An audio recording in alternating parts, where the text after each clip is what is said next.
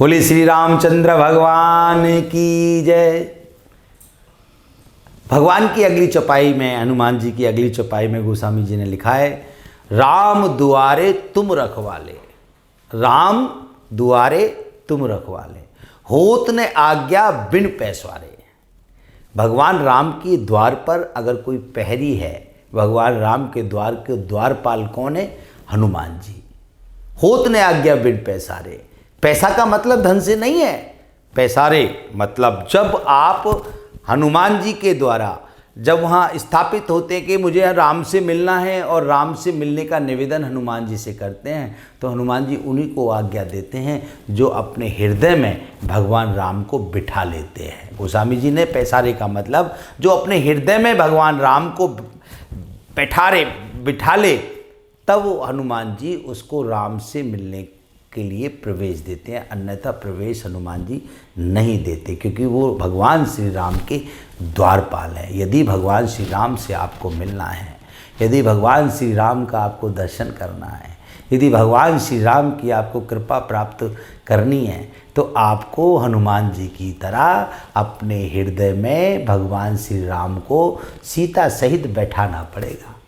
जब आप अपने हृदय में भगवान श्री राम को बैठा लेंगे, तब आप अपने हृदय की आवाज़ से हनुमान जी से निवेदन करेंगे, तब हनुमान जी आपको आज्ञा देंगे। सब सुख ले तुम्हारी शरणा, अगली चौपाई, सब सुख ले तुम्हारी शरणा और तुम रक्षक काहू को डरना। क्या सुंदर बात कही है। सब सुख, सभी सुखों को अगर आप प्राप्त करना चाहते हैं तो आपको किसकी शरण में जाना है? हनुमान जी की शरण में जाना है।